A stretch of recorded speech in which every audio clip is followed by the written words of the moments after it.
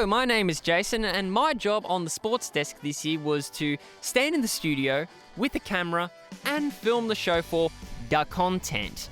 However, as time went on, I started invading the empty microphones. But ever since being tasked with the video back in June, I can exclusively reveal that sometimes the best version of ourselves doesn't always happen on air. It actually happens when we're taken off the airwaves, and we actually have a back catalogue of footage and stuff that we never put in a video montage to share with you guys. Until now. You are coming with me as we count down the top 5 sports desk moments behind the scenes that you didn't get to see. Oh, and honourable mention, Sam here for shooting down this idea so deadpan. It made me laugh when I was going through the footage to make this video. Hey Sam, just talk to the camera and say, here's the merchandise. That's really creepy. That's very creepy. Okay. We start with one of the more unconventional obstacles we encountered coming in on Friday morning. Sam was taking this show off and Jimmy was filling in. And, the one thing we did learn while we were waiting for him to arrive was that someone that day may have burnt their morning toast. Here's Michael and I trying to be entertaining about it. Remain where you are and await further instructions. Do not use the lifts or move between floors until advised. Please listen for further instructions. Thank you. Good morning and welcome to the sports desk. We are going to have a very Attention please. An alarm has been activated in this building. Remain where you are and await further instructions. Do not use the lifts or move between floors until advised. Please listen for further instructions. We should get this voice Thank on the you. radio show. He's got a good voice. He's got a good voice for radio. We'll see you soon. Hopefully we have a show. Mason's into it. Attention please. An alarm has been activated in this building. It's a whoop whoop, we gotta evacuate! This is what happens in the world of radio, ladies and gentlemen. Please evacuate the building now, using the nearest safe exit. We'll see you in a bit! The official verdict from the fire brigade? The toast was miraculously still safe for consumption.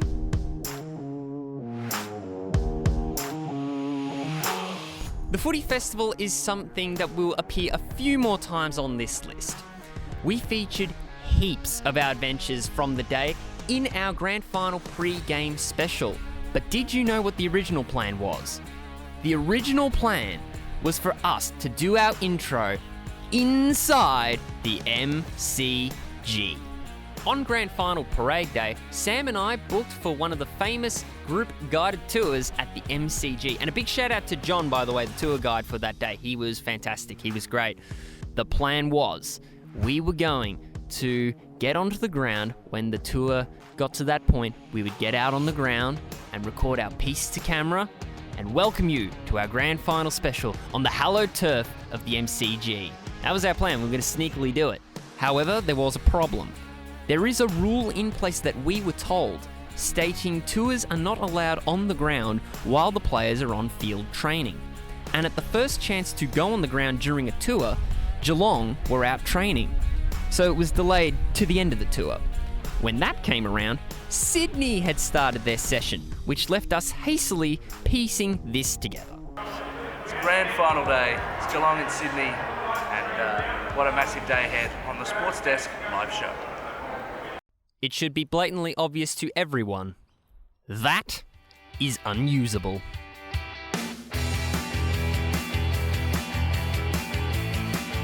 You may remember this clip from our grand final pre-show special of our best moments in studio. The other exclusive I can tell you is this.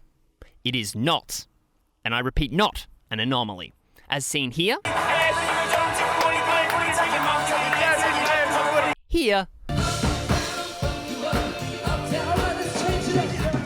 and here. He doesn't even know what we're saying. Usually it's Jimmy starting all the dance breaks in the studio, majority of the time at least. My favourite came about after we had signed off on a particular Wednesday show.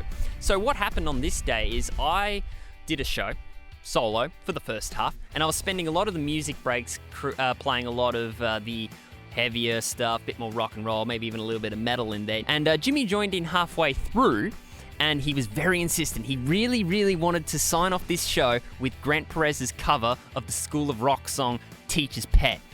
And we did end up playing it, and I'm really glad we did, because this is what the sign-off looked like in the studio. Thank you to James for popping by to help us get through this show and bring back his wonderful one-liners and his wonderful insights in all things world of sport. Oh, what a tune! So as a thank you to James, I'm going to throw him a little bit of a bone. I've punished him enough. Here is a like-a-version cover of School of Rock's Teacher's Pet by an artist by the name of Grant Perez. He's applauding it. He's excited. We're losing a lot of audio as a result of his applause, but it is fantastic at Bandura. What a song! Thanks for listening. We'll see you Friday. Oh. Turn it up, turn it up. Baby, we were making straight A's, but we were stuck in the dumb days. Don't take us time to memorize it. 2 minutes later.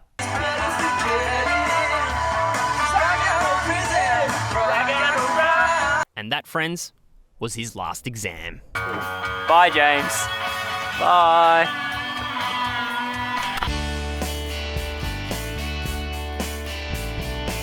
During the finals series in September, Michael started decorating the studio with old grand final footy records. One that I don't have too, which is the 2010 grand final replay. I decided to step it up with my collection, and with the help of my dad, he allowed me to bring in his collection of old footy records from the 60s, as well as old issues of Footy Fan magazine. And I happen to be rolling this very camera that I'm looking into right now in the studio at the time that Michael and Jimmy got to see just a portion of that collection for the very first time. 115 semi-finals, 42 prelims, 15 finals, 49 grand finals, 221 grand finals, or 221 finals have been played at the MCG between 1897 and 1962. Right. This is wild. Dude, that's mad!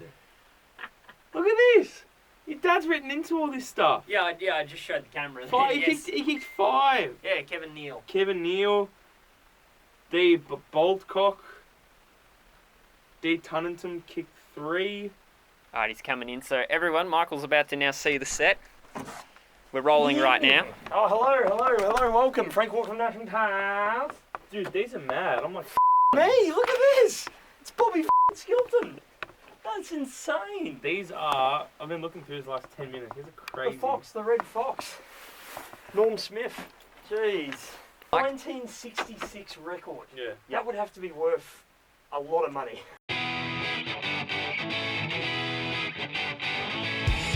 For number 1, we're going to go back to our favourite day out, and that was, of course, the Footy Festival. It really was a great day out, and I'm going to actually let Michael tell you exactly what he told Jimmy and Sam at the time. Yeah, well, I've already done a couple of interviews. Really? We got a lady from an AFL shop. And I also pretended to be sleeping over near the MCC. He wasn't kidding. We've got a passionate Pie supporter, but you would not know it.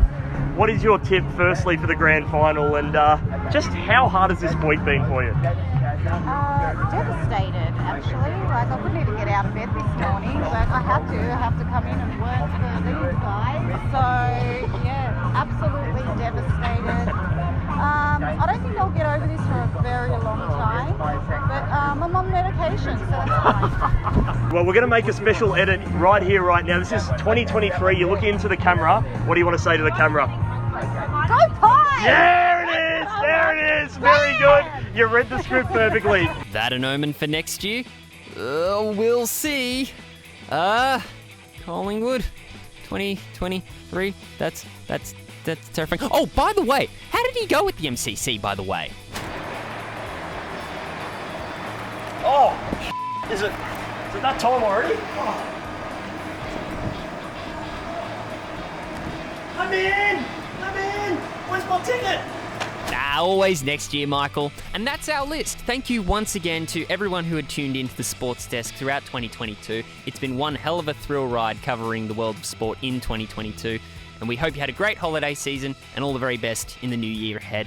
Up 2023. Can the 23!